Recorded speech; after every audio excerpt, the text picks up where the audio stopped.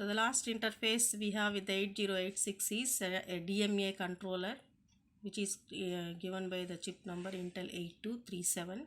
There are two DMA controllers available with the 8086 microprocessor. One is Intel's 8237 and the other one is Intel's 8257. So we are now going to discuss about Intel's 8237 DMA controller. So as already we know there are three modes of operation for any processor with IO devices. One is programmed IO, the other one is interrupt initiated IO, and the third one is DMA.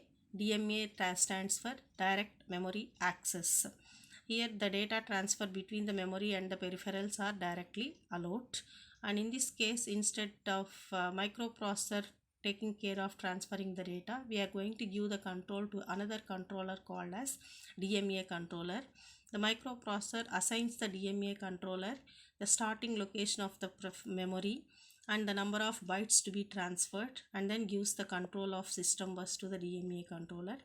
Afterwards, the DMA controller takes care about directly transferring the specified number of bytes from the specified location of memory in between the peripheral and the memory.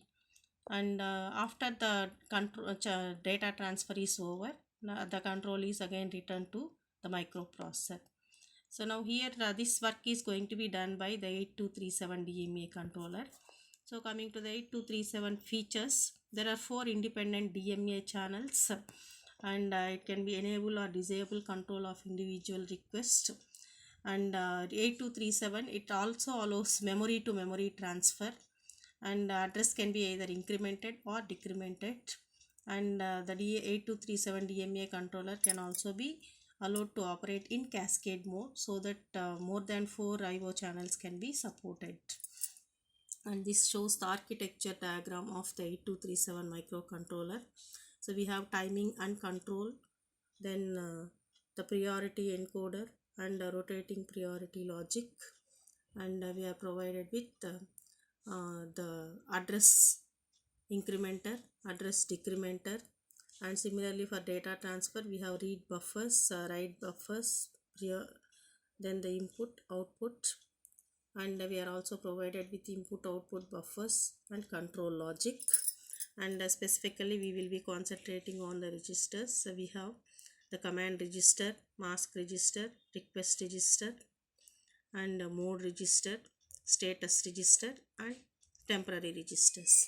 So we'll have a discussion about all these registers.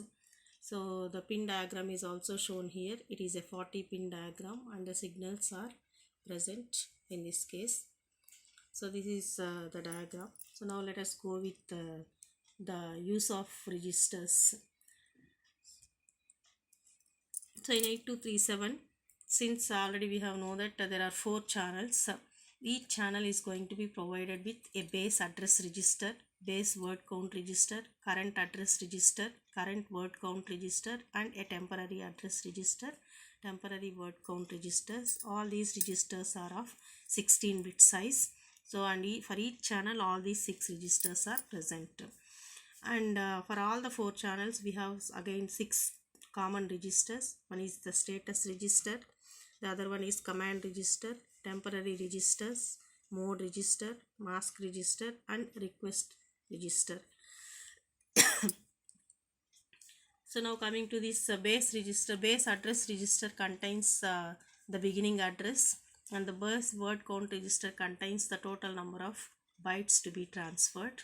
And each time after transferring a byte, we are going to increment or decrement the address and the word count, and that value is going to be kept in the current address registers and the current word count registers.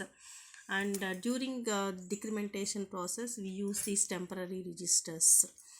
And coming to the common registers which are used for all, we will go with each and every registers in general. A command is going to be issued by the microprocessor to the 8237 DMA controller to tell how the 8237 channels are going to be used by a command register, and the status of this DMA channels is given by the status register. The mode register is going to tell in which mode of operations the channels are going to operate. The mask register tells which channels are enabled and which channels are disabled. And the request register tells what are the request IO request for DMA transfers.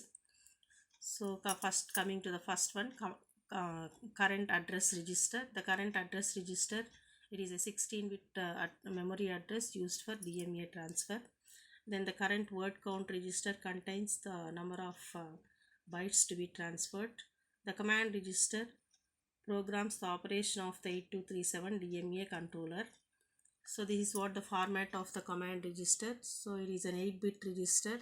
The first bit tells whether the memory to memory transfer is allowed or not. The second bit tells whether the channel 0 address is disabled or enabled. And the next bit tells whether the controller is enabled or disabled. The next one tells whether we are going to use the normal timing or compressed timing. And the next bit is used to tell which type of priorities are used, whether it is a fixed priority or rotating priority. And the next bit is used to tell whether the late write selection or extended write selection is used. And the next bit gives DR request and data request and data acknowledgement signals. So that's about the format of command register. Then coming to the mode register, the various modes of operation are given by the mode register. The first 2 bit tells which channel is selected. So since there are 2 bits, 4 possibilities. 0 0 indicates channel 0, 0 1 for channel 1, 1 0 for channel 2, and 1 1 for channel 3. And the next 2 bit tells whether we are going to verify the verify transfer, write transfer, read transfer, and 1 1 is not used. And the next bit tells automatic disable or auto increment disable, auto initialization is disabled or enabled. The next bit tells whether the address increment is selected or not selected. And the last 2 bits tells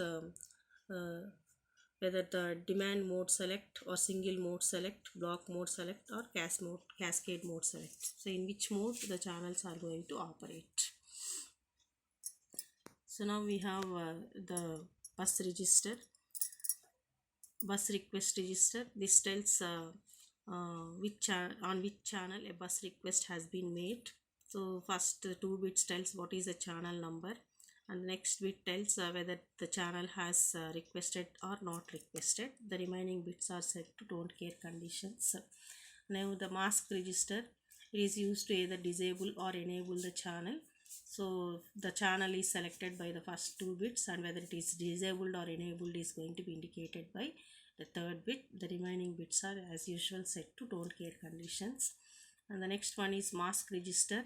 So this mask register tells which channel is in enable state and which channel is disabled state. Since there are 4 channels, the first 4 bits, each bit is selected for one channel. If it is set to 0, mask bit is set, cleared. 1, the channel is disabled.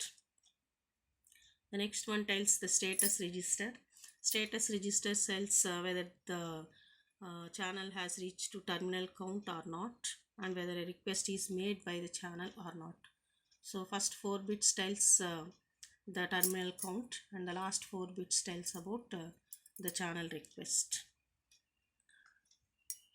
And we are also provided with the commands like master clear, clear mask register, and clear first or last flip-flops. So that's all. Thank you.